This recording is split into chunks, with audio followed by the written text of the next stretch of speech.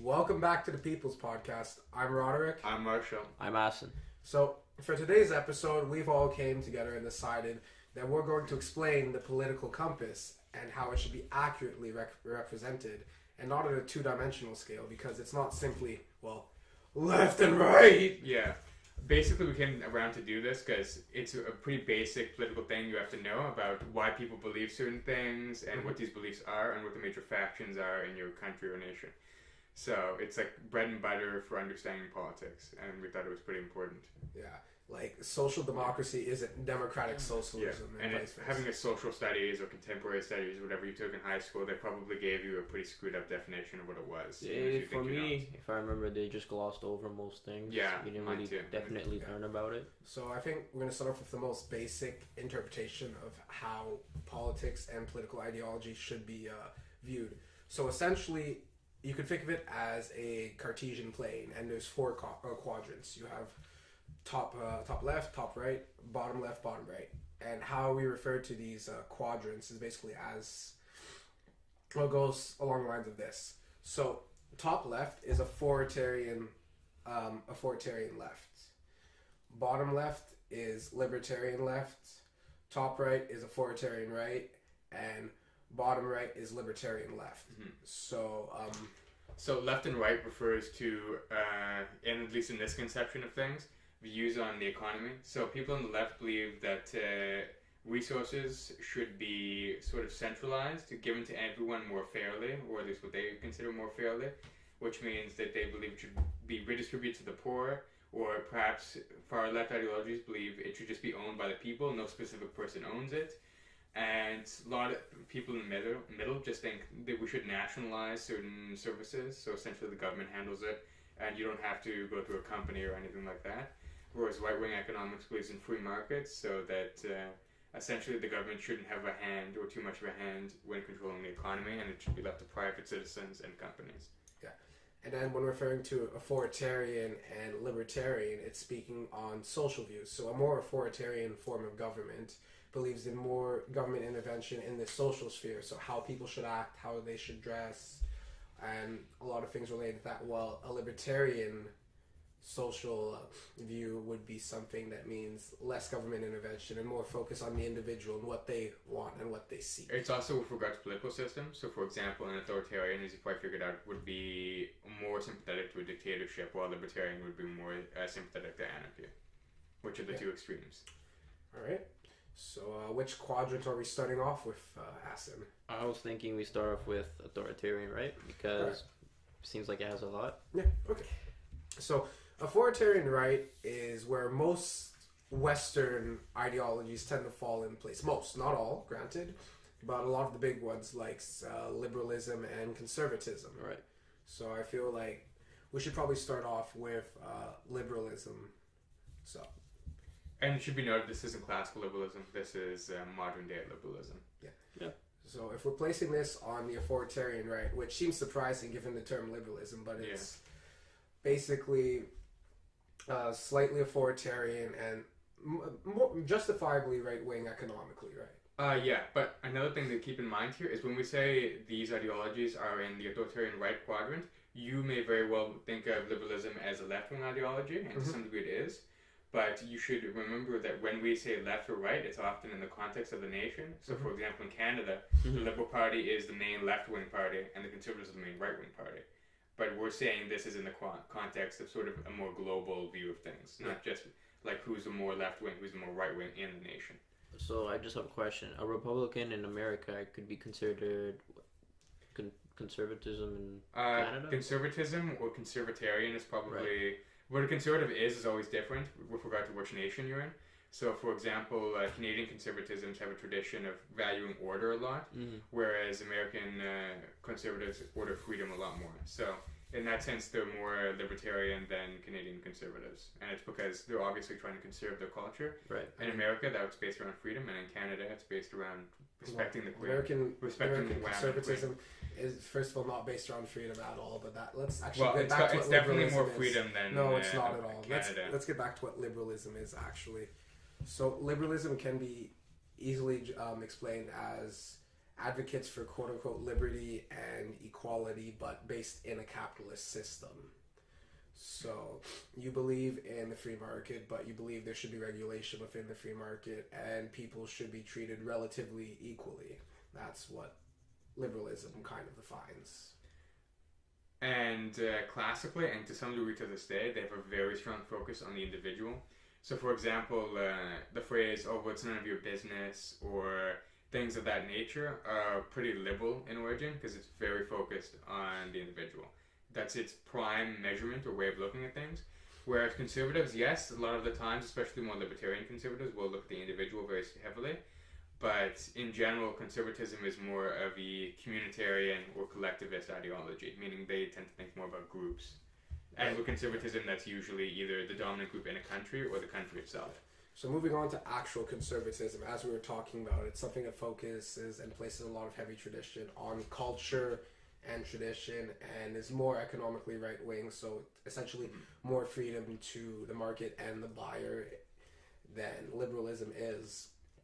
But not a lot more, just it tends to dislike social programs and tends to be against welfare states and things among that nature to a certain degree. I would say to a certain degree. I think people believe this. Another big thing about conservatism is social order, so making sure society is properly ordered.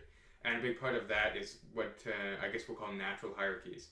So a big reason why conservatives are actually fond of the capitalist system is because it creates a hierarchy of things. So you've got people who, let's say, and it's meritocratic in Canada, or at least it's thought to be. So you work hard and you go to a good school and you run a business, so therefore you get more than a person who's just a janitor. And basically, conservatives are very fond of hierarchy. It doesn't even necessarily need to be meritocratic. They're just a fan of order, and hierarchy is one of the ways in which that happens. And capitalism is a way in which a natural hierarchy can occur, so therefore they're pretty big fans of capitalism. At least from a conservative perspective, capitalism also has a bunch of other benefits that you would just see from looking rationally at the information. Yeah. But so going to the top right, we have authoritarian capitalism, which is essentially uber conservatism. So it's all a liberal Yes. E-liberal, that's a nice word. yeah. Yes. Authoritarian capitalism is described as illiberal, so it's very against equality in all forms and all facets, whether it be socially or economically. It's very cutthroat, and you have no freedom whatsoever, except economically speaking. Yeah. A good example of this might be Chile during Pinochet's regime, except it would be a bit more extreme. Like when you're talking about the very, very top right and top of it, it's obviously going to be like the most extreme thing, so therefore you probably wouldn't have seen anything this extreme. But Pinochet's regime was more or less like this. It was free market, but a dictatorship. We're going to move down. We're actually going to go back down to the exact middle of it, and we're going to talk about centrism. So, Ahsan, give us what centrism is, basically in a nutshell. You're not leaning left or right. So, that's in it. Yeah. That's it in a nutshell. You're in the middle. Centrism could be like a lack of beliefs as well. Yeah. So like you just don't know about politics, so you're like, I don't know, is a centrist, very common centrist. But, But another one would be just believing in a sort of balance between left, right, libertarian, authoritarian. I like that. Well, balance. An informed centrist would essentially be somebody who believes in social equality, but yet they still believe in hierarchy at the same time. Yeah, well, I mean, whatever. I don't think centrists. I think you need to pick a side to some degree, but that's a discussion for another time. All right. So let's move on to the bottom right quadrant, which is libertarian right. So I'm gonna start off with the most evident one, since the quadrant is called libertarian right, which is libertarianism. So essentially, it's a political ideology where freedom is its main and core component, whether that be socially or economically. It places the individual above all else and freedom, and would prefer a limited state. Yeah, and very capitalist, especially on the right-wing side. Yeah. All right, now we have we have anarcho-capitalism, which, Ahsan, you can give us a bit of a fill-in on what anarcho-capitalism is, basically. The dictionary definition of it is that it advocates for the elimination of a centralized state in favor of self-ownership, private property, and free markets. Basically, you can buy child soldiers. Yes. Basically, it's That's really your good system news. is no government, no necessarily even societies. It's just based around capitalism. Yeah, basically, and you can do whatever the hell Any you examples? Yeah. Well, actually, libertarian capitalists. I mean, want. Somalia. anarcho-capitalists do have a principle called the NAP, the non-aggression principle, where they say you can't aggress on someone, but if someone steps on your lawn, your property, you can shoot them. But I mean, with no state to enforce it, obviously, this is if you violate the NAP. If you violate the NAP, I mean, there's no one to enforce it except for someone who doesn't like it, maybe. Yeah. So. And then moving back to the center, to the libertarian center, which would be anarchy. So anarcho-capitalism, as I'm guessing that most of you guys can derive, is a form of anarchy, which is, God, I have to be impartial here and not just make fun of it. Yeah. Well, so anarchy essentially rejects authority Mhm. in all forms, and it believes in basically free association. That's anarchy in a very brief nutshell. Yeah. And because it rejects authority, you may have picked up that authority seems to be sort of a right-wing trait. And as a result, a lot of anarchists are actually left-wing. There are definitely some right-wing anarchists, but most of them are left-wing. Well, it depends on what brand of anarchy. Well, There's yeah, a million but and they're to tens. some degree left-wing. They believe in sharing things and all this. They just don't believe in anyone telling you to do it. All right. So, Moving on. Yeah. you want to talk to us about anarcho-communism, actually. Now we're moving to the libertarian left, anarcho-communism. I don't want to talk about communism. All I'll right. talk about it. Fine, so let's go on to anarcho-communism. So essentially, anarcho-communism, similar to anarchy and anarcho-capitalism, is for the abolition of the state, but in this case, it also... God damn, my bad. Okay. It's also against capitalism and is an advocate for direct democracy. I had a little brain for Well, it's direct democracy is one way in which they do it, and a really specific brand of anarcho-communism that's somewhat popular that especially advocates for this is anarcho-syndicalism. So it's basically trade unions, or not trade unions, but worker unions should be in control of everything, and they have a direct democracy. Yeah, direct Big democracy, terms. where they elect who they want to be and vote on specific issues. Mhm. And essentially these labor unions band together to form bigger unions of all sorts of things. And that's how it wants to go. But it could also be very small scale. It could just be like the three of us on a farm and we just decide to share things. I wouldn't share anything on I wouldn't share anything with you either. I would shoot. You would I all would want a go for hierarchy and anarcho-capitalist everything. against the child Anarcho-capitalist. soldiers. If I had a choice between anarcho-communism and anarcho-capitalism, they both suck. But Yeah. I'm about to hire my child The soldiers. child soldiers are I wouldn't bad. give you any of my goats. Listen, whatever you've done with them, I don't want.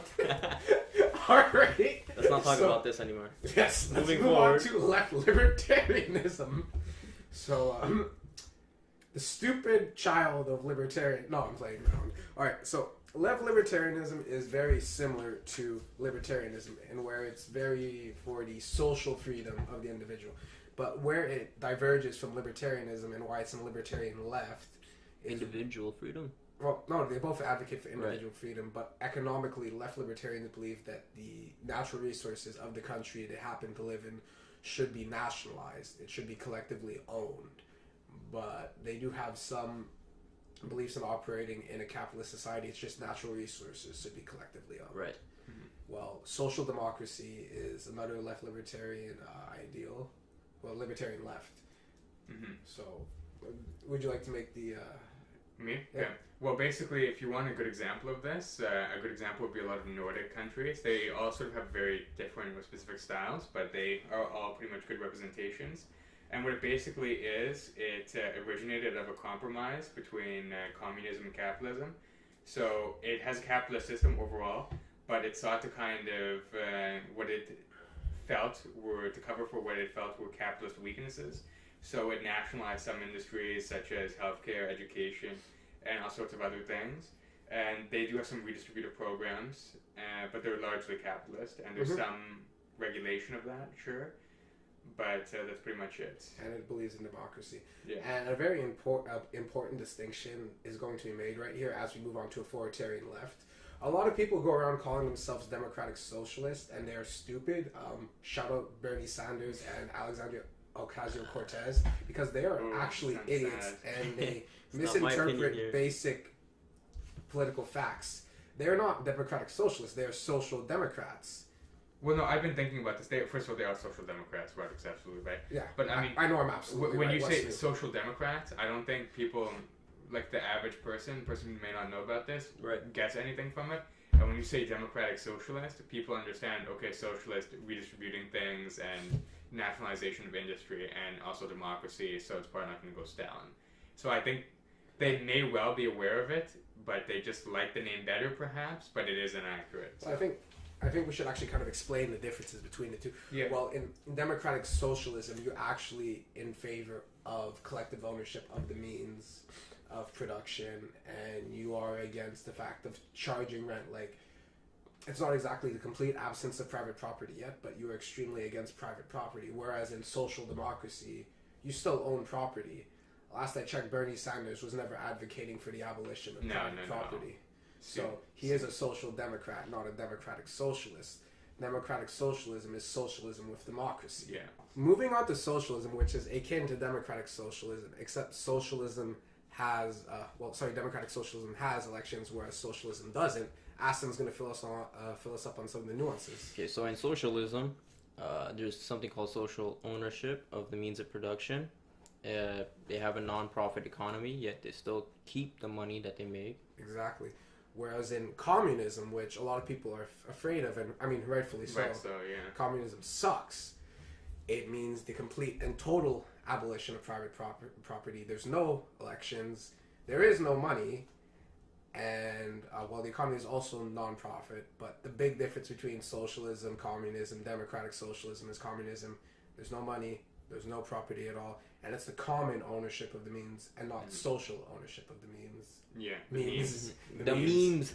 Careful, EU people might not be able to hear this podcast after that. Oh, God. And then there's statism.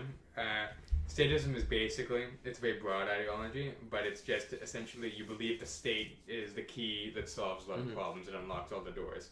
So, state's important for... So would it be like a monarch or something? Would that be considered status? You could, but... monarchy is a form of status. And basically, it's heavy government intervention in social and economic platforms. It's very, very broad. It's a belief in big government, essentially. And is a republic considered statism? Well, Republicans wouldn't be statist because their economic beliefs are right-leaning, so they're incompatible in ideology. All right, guys, so... that's that's most of the political spectrum explored. I hope you guys enjoyed it and you finally know the difference between social democracy and democratic socialism. All right, I'm Roderyk. I'm signing out. I'm Martial signing out. I'm Ahsan.